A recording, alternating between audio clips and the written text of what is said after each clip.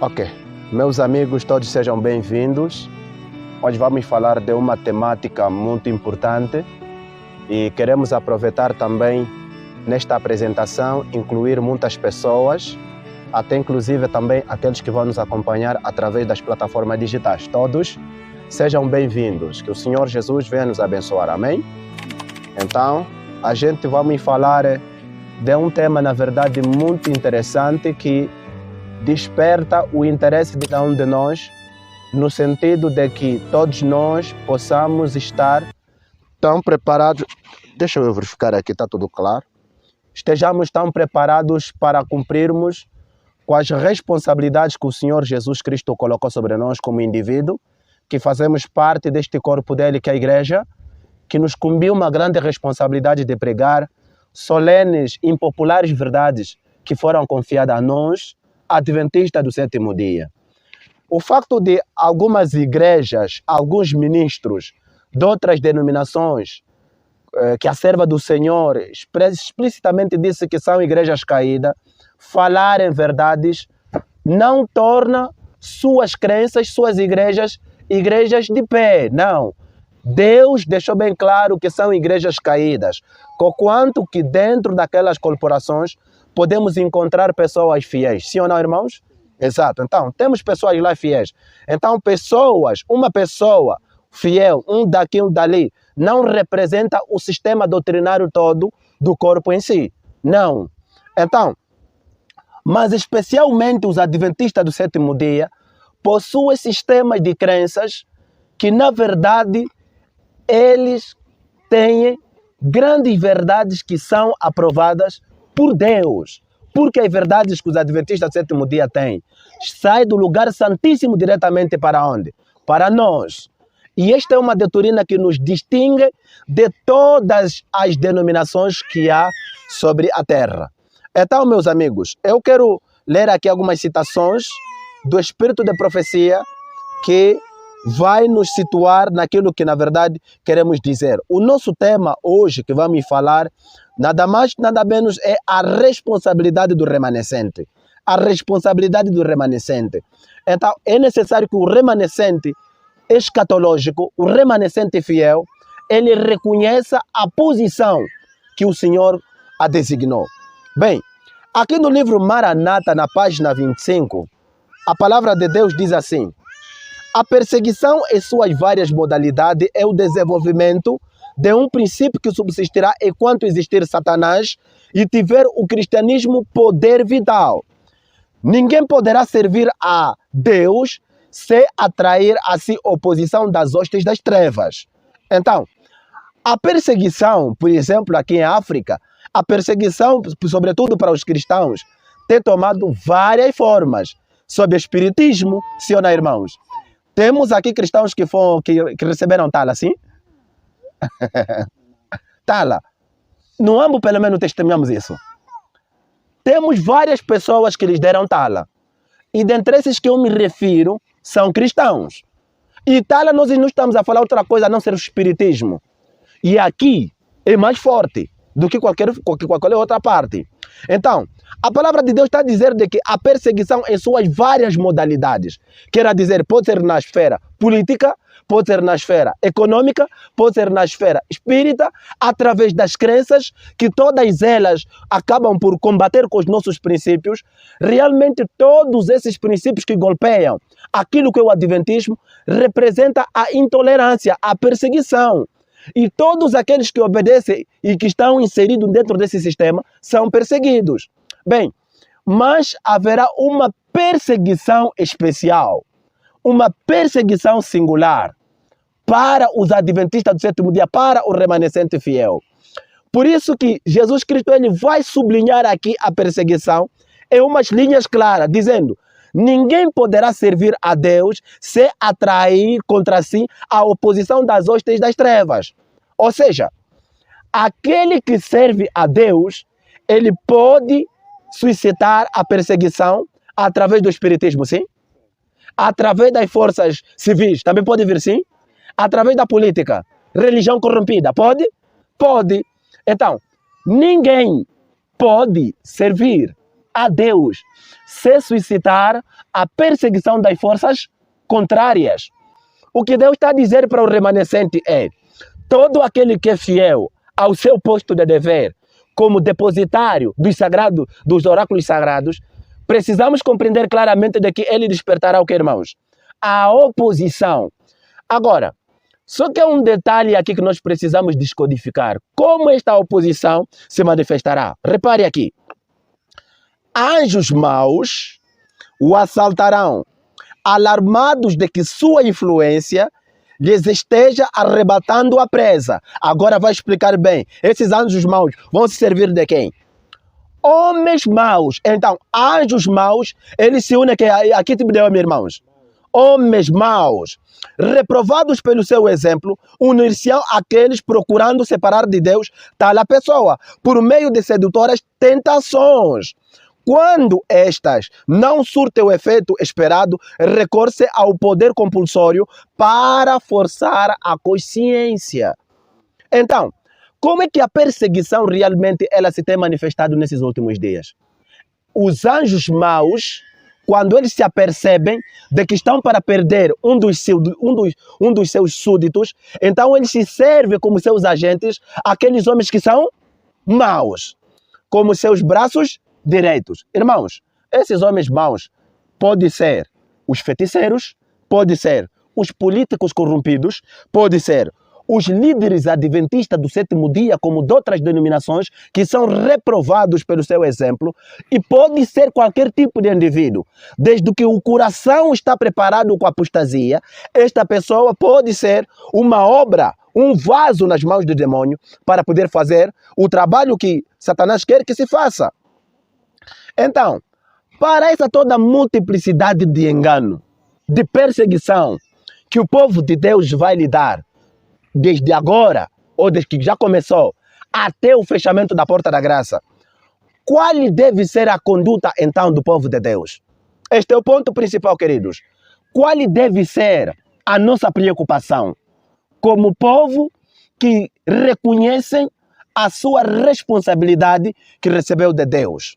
Então, queridos irmãos, nós vamos entrar aqui agora em alguns detalhes que Deus explica para nós, expõe diante de nós, para que nós possamos estar preparados para aquilo que está para vir. Olha só, testemunho para os ministros na página 114, a palavra de Deus diz o seguinte: quando os livros de Daniel e Apocalipse forem bem compreendidos, terão os crentes uma experiência religiosa inteiramente diferente.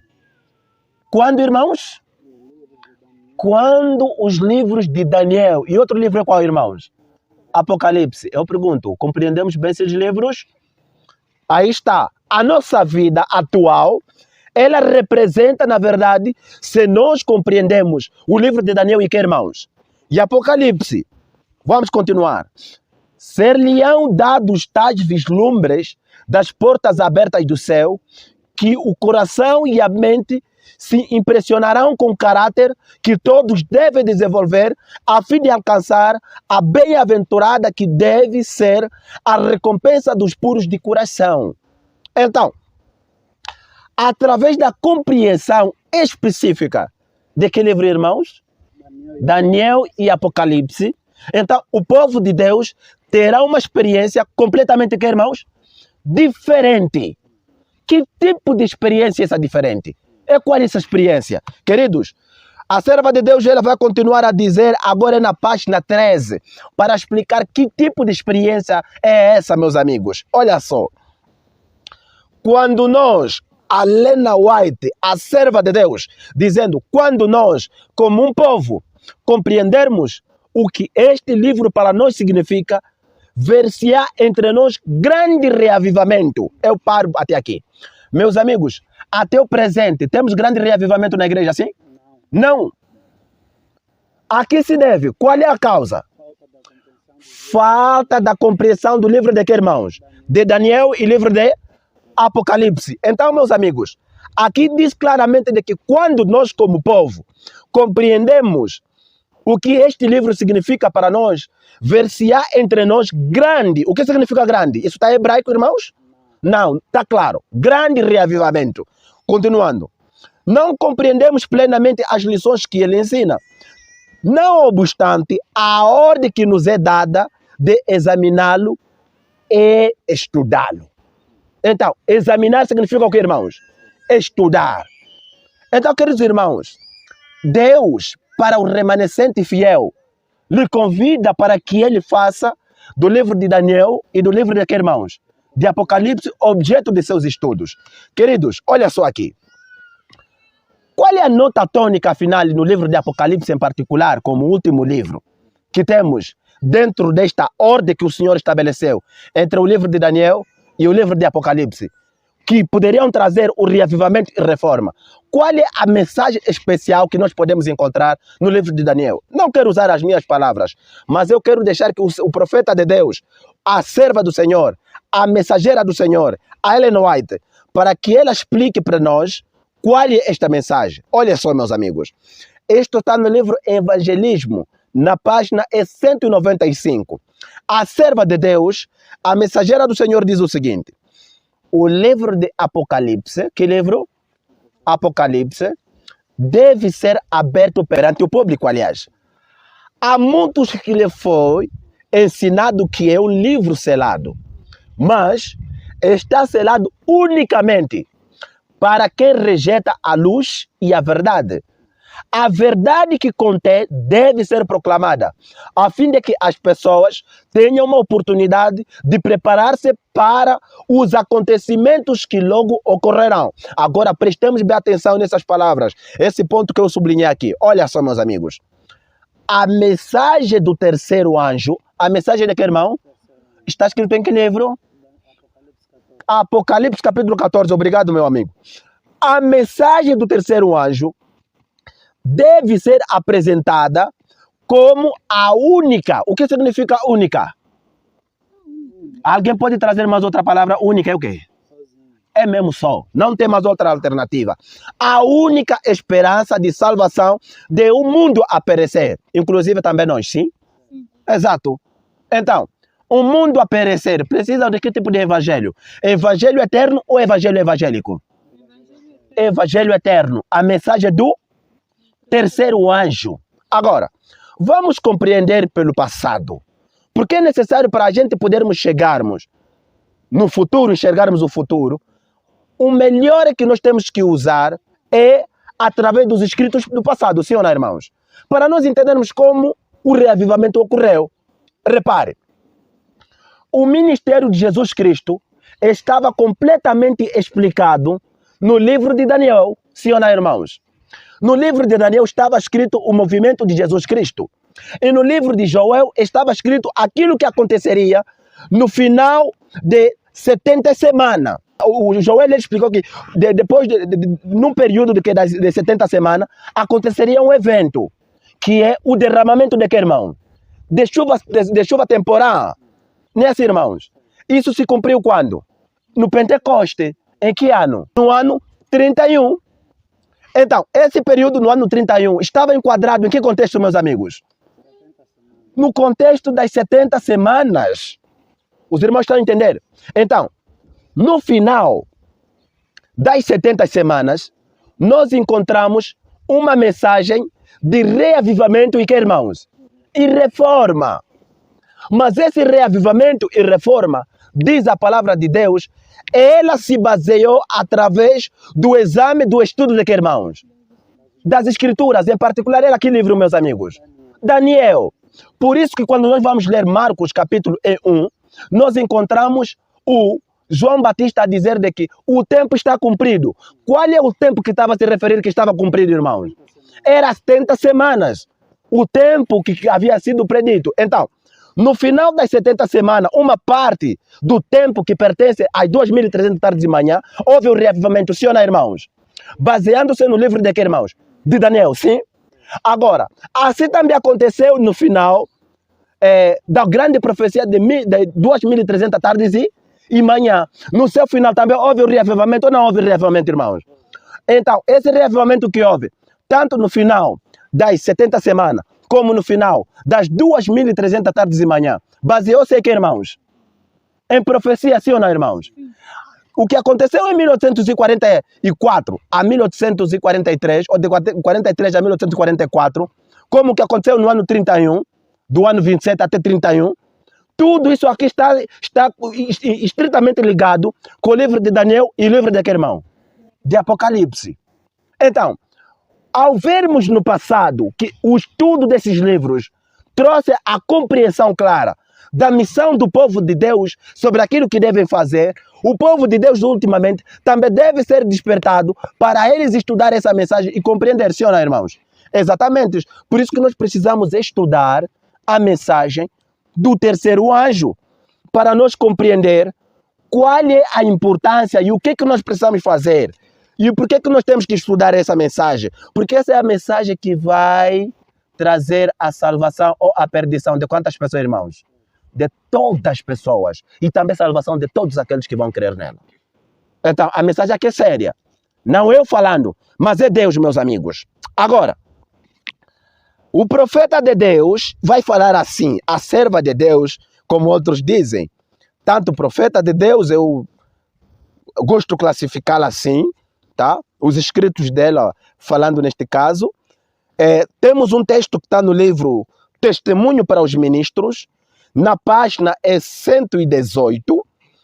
Aqui encontramos uma nota importante para todo aquele que se declara ser um reformador, um remanescente fiel. A palavra de Deus, ela está escrita em seguintes termos. Olha só. No próprio tempo em que vivemos, o Senhor chama o povo o seu povo e encarregou-o de proclamar uma mensagem. Olha só. Chamou-o para expor a maldade do homem do pecado. O Senhor nos chamou para quê, irmãos? Eu quero saber aqui, quem é o homem do pecado? O papado, o catolicismo de Roma, a prostituta de Apocalipse capítulo 17, a besta que emerge do mar, não é assim, irmão? A Jezabel moderna, a Igreja Católica Apostólica de Roma. Esta é a prostituta, meus amigos. E é o que o Senhor nos chamou. Olha só. Chamou para expor as maldades. Olha só, irmãos, desculpe. Aqui está escrito as maldades. Não está a dizer que para falarmos do Santo Papa, para falarmos da bondade do que eles fazem. Não. É a maldade. E eu pergunto, será que esse sistema monstruoso, esse sistema diabólico, pode ter algumas coisas boas para poder encobertar o seu registro de intolerância, anarquia, perseguição, de todo tipo de atos cruéis que ele cometeu na Idade Média? Sim ou não, irmãos? Mas, a face a essas todas as coisas, qual é a palavra de Deus? Chamou para expor o quê? A maldade do homem do pecado, que fez da lei dominical um poder distintivo. Então, qual é a nossa missão como Adventista do Sétimo Dia, meus amigos? E eu faço uma pergunta. Será que nos nossos púlpitos, na nossa igreja, na nossa vida, nos pequenos grupos, se tem feito palestras, conferências, se tem feito encontros legos, santas convocações, tem feito congressos para poder expor a maldade do homem do pecado? Ou o povo de Deus está nas conversas tolas? Está em conversações, em temas que não desperta a atenção do inimigo das almas. Mas enquanto, queridos irmãos, que o Senhor, olha só, meus amigos, o Senhor chamou para nós expormos a maldade. O Senhor não nos chamou para falarmos da bondade. Não, não, não, meus amigos. A maldade do homem do pecado, que tem cuidado em mudar os tempos e a lei, e oprimir o povo de Deus, que permanece firme para honrá-lo pela observância do único sábado verdadeiro, o sábado da criação, como sendo santo ao Senhor. Ao povo de Deus, que vive nesses últimos dias, lhe é concedido grande responsabilidade de expor. É mesmo expor, meus amigos. Alguém pode trazer uma outra palavra sinônima para poder explicar o que significa expor? O que o Senhor falou em Ezequiel capítulo 28? Diante de quem? dos reis te pus para que te quer, irmãos? Para que te contemple. Não é assim, irmãos? Como é que nós vamos expor o papado se nós não estamos a falar do papado? Você sabe o que está a acontecer com a Igreja Adventista do Sétimo Dia nesses últimos dias, meus amigos? Quem já ouviu falar aqui da ONU? O que é que nós sabemos sobre a ONU? Por favor, o que é que nós sabemos sobre a ONU? Meu? Uma organização mundial. Uma organização. Organização das Nações Unidas. Tá bom, uma organização mundial. Isso é sigla, né? ONU. Sim ou não, irmãos? Ok. Nós conhecemos a Organização das Nações Unidas, não é assim? A conjuntura de todas as nações, não é assim? Exatamente. Nós conhecemos claramente o contexto do seu surgimento, sim?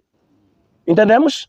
Irmãos, o contexto do surgimento das Nações Unidas, ela surgiu com o objetivo para poder resolver os problemas. Porque o mundo, quando saiu na Primeira Guerra Mundial, qual é a liga que se criou?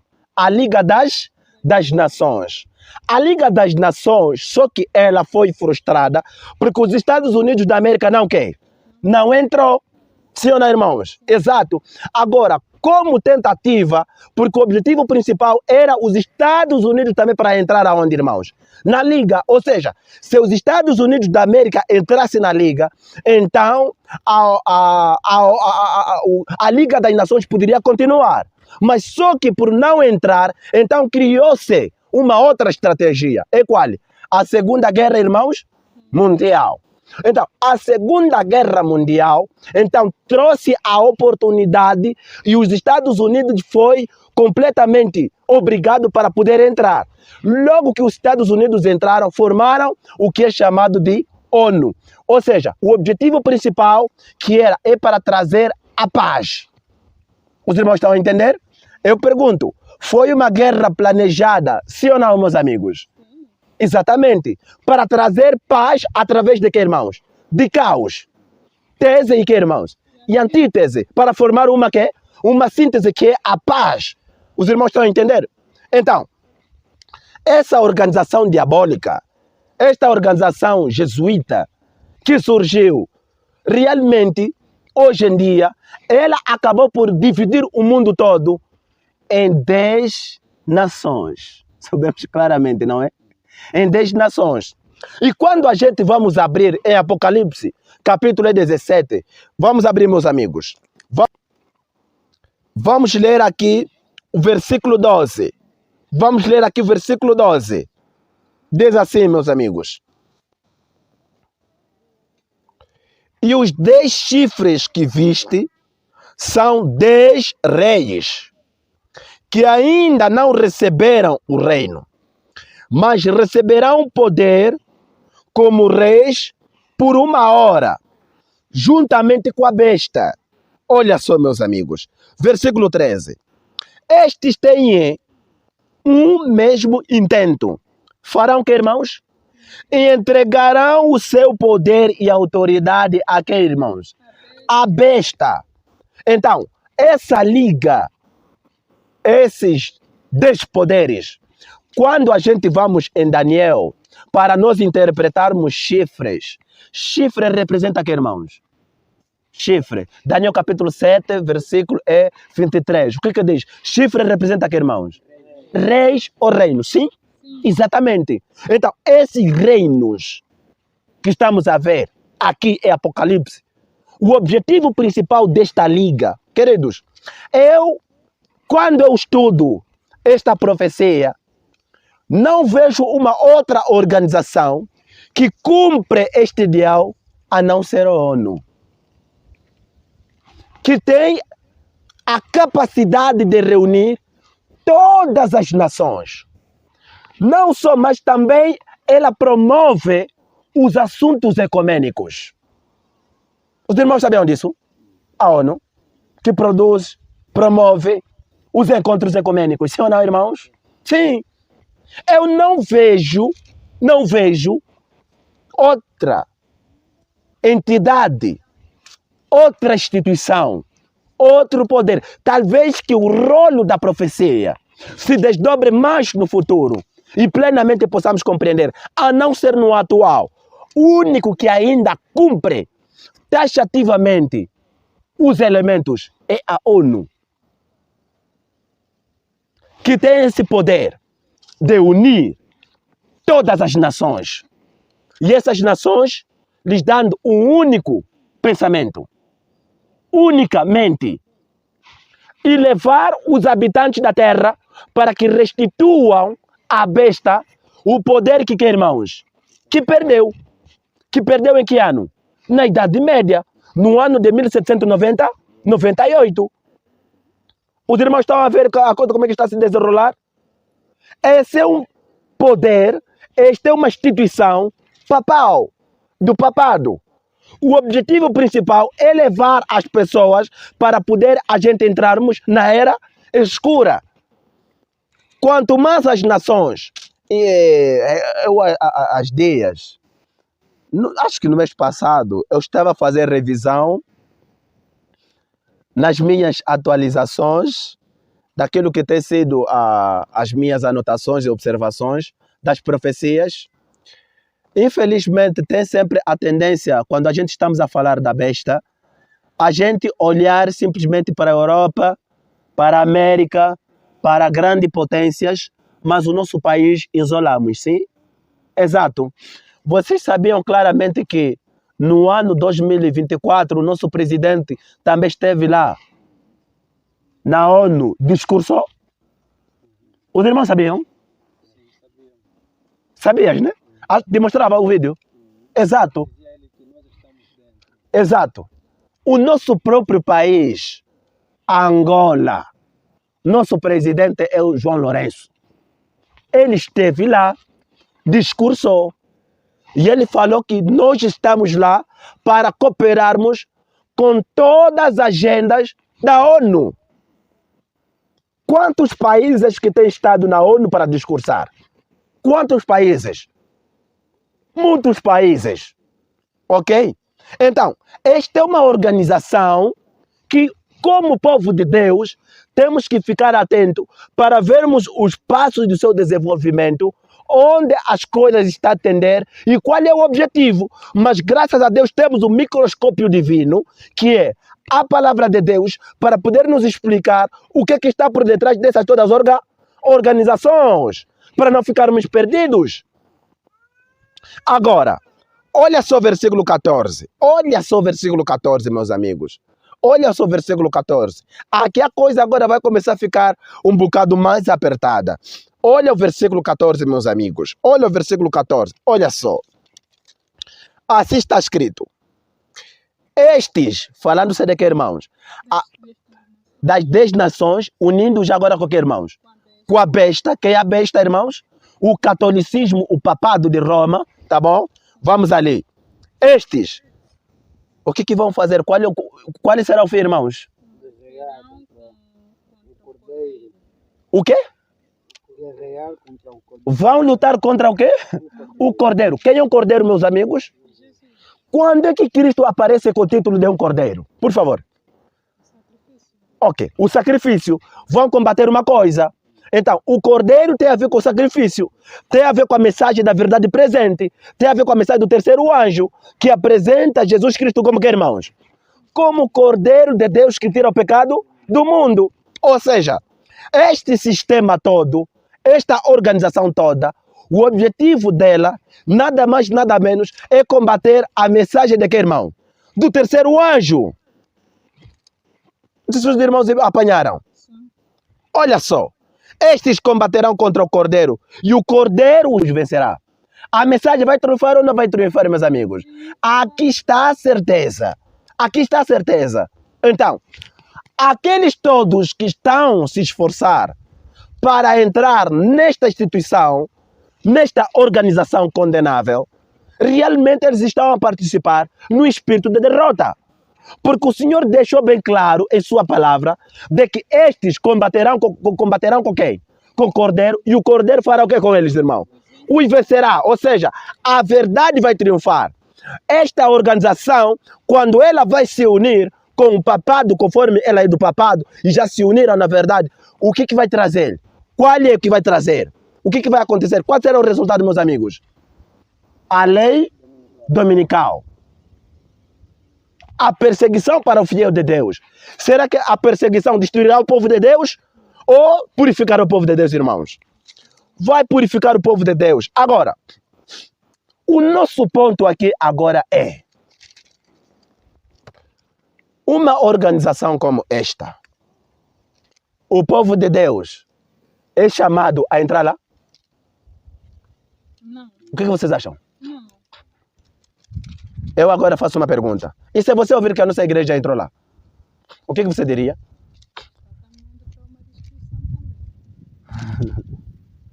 Não sei se os irmãos estão a me entender. Estamos a entender. Estão a entender, não é? Ok. Se ouvir que a nossa igreja, adventista do sétimo dia, entrou lá, o que você vai dizer?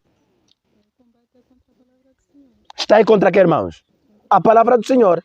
Infelizmente, queridos irmãos, o que está a acontecer dentro da igreja de Deus, a igreja adventista do sétimo dia, inclusive os líderes de alta escalão, os que estão nas posições de responsabilidades, essas pessoas venderam a verdade de Deus.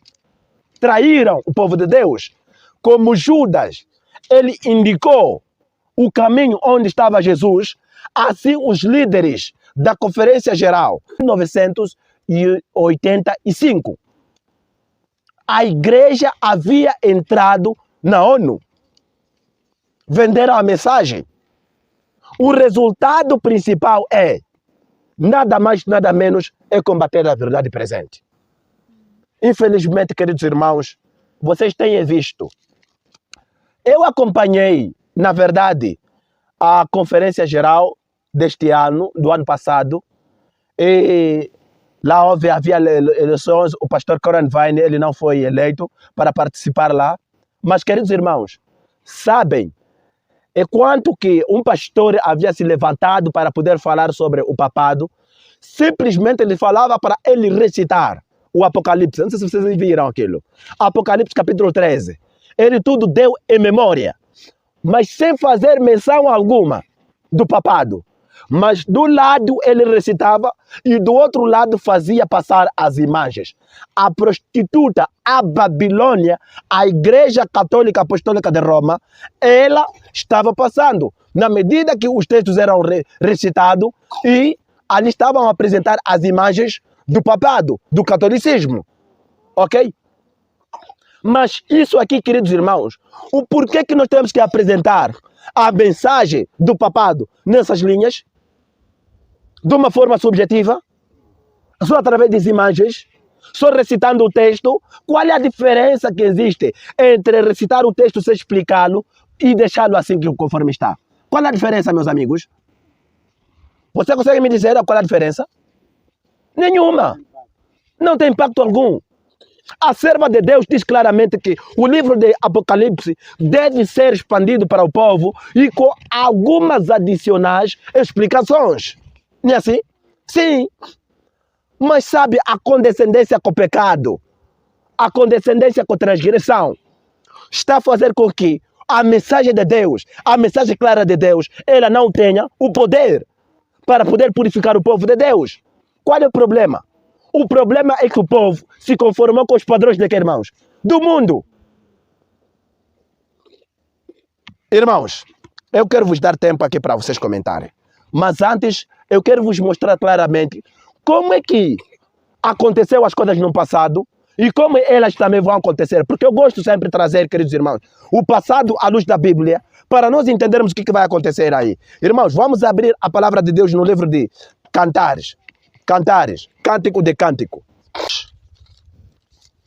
Capítulo 2. Vamos ler o versículo 15. Eu quero que os irmãos prestem bem atenção, porque nós vamos fazer aqui algumas aplicações muito importantes para nós, como povo de Deus. Olha só.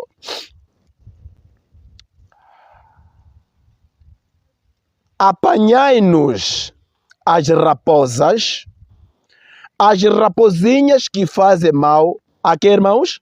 As vinhas, porque as nossas vinhas estão em quê? Em flor. Isso é uma parábola, não é assim? Exato. Conhecemos o contexto. Muitos que têm a explicação. Tá? No tempo de Salomão, eles cultivavam muitas vinhas. Sim ou não, irmãos? Sim. E acontecia que quando a vinha não era protegida através do cerco, o que acontecia, meus amigos? As raposas vinham e elas destruíam o que, irmãos? As vinhas. Simplesmente encontrava uma vinha, já está no chão, e não se apercebia quem comeu, quem estragou a vinha. Mas mais tarde, ao fazer a investigação, descobriram que eram que, irmãos? As raposas. Eles levantaram agora as cercas. Depois de levantar as cercas, deixaram agora os furinhos bem pequenininhos. E as raposas vinham, por serem grandonas, elas já não estavam a entrar. O que fizeram, meus amigos? Agora começaram a introduzir agora as raposinhas para poder devastar, que, irmãos? Vinhos. Só que o que estava acontecendo é o quê? As raposinhas eram mais perigosas do que, irmãos? Raposas. Está a saber? O povo estava mais atento com as raposas, mas não estava atento com o que, irmãos? Com as raposinhas. Meus amigos, o que representa raposinhas? Por favor, nós queremos interpretar à luz da palavra de Deus. Raposa ou raposinha, tanto faz. O que representa? Eu quero trazer aqui uma compreensão que eu tenho da palavra de Deus sobre raposa. Olha só, o próprio Jesus, ele vai interpretar raposa. Abramos aí Lucas, meus amigos. Raposa, depois vamos explicar vinha. O que representa também vinha, meus amigos? Raposa primeiro. Lucas capítulo 13. Vamos ler o versículo 31. Diz assim: naquele mesmo dia, chegaram uns fariseus dizendo-lhe: sai, retira-te daqui. Porque, meus amigos? Porque Herodes quer matar-te. Quem é Herodes, meus amigos? Por favor. É um rei. É um rei de que império? Hã? Romano. Tá? Então, eles falaram assim: olha, o Herodes está a procurar para te matar. Vamos ver a resposta. No versículo 32. Respondeu-lhes: ide, dizei a Herodes. É assim que está escrito? Dizei aquela raposa. Ele está a dizer que raposa é quem, meus amigos? Herodes. O líder de Roma. Os irmãos estavam a compreender aqui o sentido? O líder de Roma. Então, fazendo aqui a aplicação, porque o objetivo principal é a gente podermos compreender, porque nós queremos tirar a lição do passado para quê, irmãos? Para o presente, não é assim? Exatamente. Então, o Jesus Cristo interpretou que a raposa é um rei.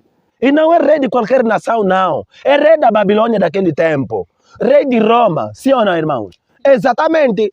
Então, agora vinha o que significa? Vinha representa o quê? Meus amigos, vamos abrir aqui a palavra de Deus. Eu não quero falar as minhas palavras. Vamos abrir aqui no livro de Isaías. Capítulo 5, no seu versículo 7. A palavra de Deus, ela diz assim: porque... Quais são as próximas palavras? Por favor, quero que vocês completem. A vinha do Senhor dos exércitos. Qual é a próxima palavra, meus amigos? É a casa de Israel. Então, vamos frasear aqui a questão. Então, as raposinhas estavam a entrar para destruir o que, irmãos? A vinha, não é assim? Então, o que representa raposinhas? Raposas? Reis. Príncipes e reis grandes, todos esses aí. A própria vinha é a casa de Israel. Então, a entrada dessas raposas ali, o que estava a dar, meus amigos, na vinha? Então, quando estamos a ver a união entre a igreja e o Estado, qual é o resultado? Qual é o resultado? Qual é a experiência da igreja, meus amigos? A igreja tem tido vida? A igreja, o que tem acontecido com ela, meus amigos? Agora eu faço uma pergunta. E se trazer assim umas propostas de prosperidade? Uma proposta de fins lucrativos, aliás. O que vocês acham? Será que vai acabar bem? Não, não acaba bem, meus amigos. O objetivo principal, assim como as raposas, elas quando vinham para encontrar a vinha, ele encontrava que a vinha era comida. Então, os políticos, quando eles olham a igreja, eles percebem que a igreja tem mais influência no mundo. Tem mais influência sobre crentes. E a força da política está no povo.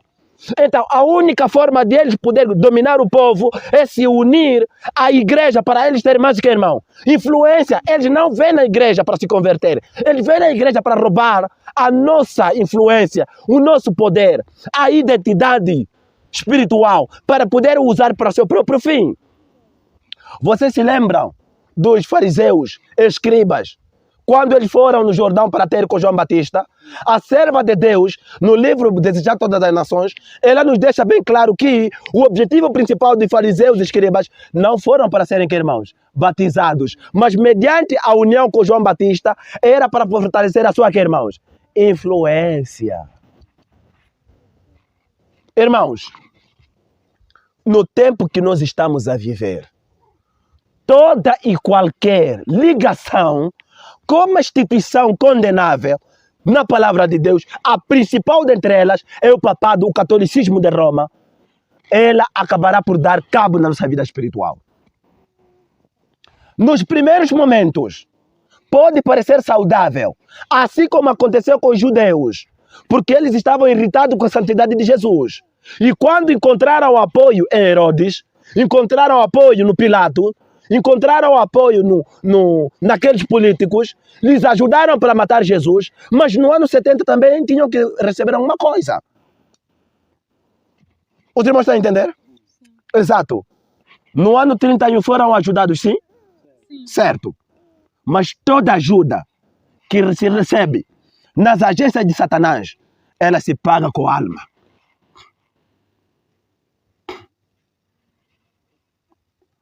A serva de Deus, ela fala que tudo no reino de Satanás é que, irmãos? É caro. Nada é barato. A igreja adventista do sétimo dia não deve se dar luxo, muito menos os seus membros, que se unir com a ONU, e muito menos os seus membros, que se unir com algumas entidades desta terra, que eles vão estar bem. Não! O objetivo é perder a vida, a salvação, meus amigos. Que Deus me dê força para falar a verdade, porque eu sei que um dia não terei o tempo, não terei a oportunidade para falar isso. E não quero ficar com uma consciência condenada, porque que eu não falei tudo. Não, tenho que falar tudo para todos, meus amigos. De que no tempo que estamos a viver, são tempos solenes, são tempos de decisão. O povo de Deus, conforme o texto que nós lemos, nós fomos chamados para nós podermos expor a maldade do homem de que, irmãos? Do pecado. Não é fácil. É muito mais fácil, às vezes, quando estamos fora dela. Vamos falar livremente do papado, meus amigos. Mas quando o papado nos coloca o seu seio na nossa boca e o leite começa a bem entrar lá, e o leite está a nos nutrir, meus amigos, isso se torna mais difícil. As nossas instituições sendo apoiadas por Roma.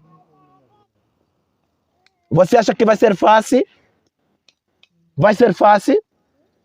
Não entramos na ADRA? Novo Tempo não foi apoiado? As nossas instituições não foram apoiadas? O que aconteceu no tempo de Jesus? Os romanos, o Herodes, não havia despendido maior soma de dinheiro na construção do santuário, sim ou não, irmãos? Sim. Irmãos, o que eu vejo simplesmente é que a experiência e a história sequer, irmãos, se repete. Irmãos, vejamos a coerência daquilo que Deus falou. Vejamos a coerência do que Deus explicou. Vejamos a coerência do que Deus falou. Deus explicou assim e a coisa permaneça como, irmãos. Assim. Por quê? Porque Deus falou. Nós, como povo dele, devemos ser humildes. É a gente aceitarmos as instruções de Deus. Queridos irmãos, essa obra, ela vai se encerrar conforme ela começou. Sim ou não, meus amigos? Exato. Os homens humildes destituídos de pompas mundanas, de grandezas mundanas, de forças mundanas, de quaisquer honras que o mundo pode oferecer, conquanto que não estão revestidos de linguagens honoríficas. Sua Excelência, entretanto, portanto. Mas, meus amigos, no Pentecoste, os homens que terminaram a obra não foram senão aqueles que se desprenderam de tudo que se chama sistema e serviram a Deus. O céu é melhor. Por que Deus tem sido assim tão radical? É para que o povo de Deus entenda claramente que Deus não nos prometeu que a recompensa é aonde, irmãos? É aqui na terra. É simples assim. Deus não nos prometeu que a recompensa é aqui na terra, meus amigos. Não.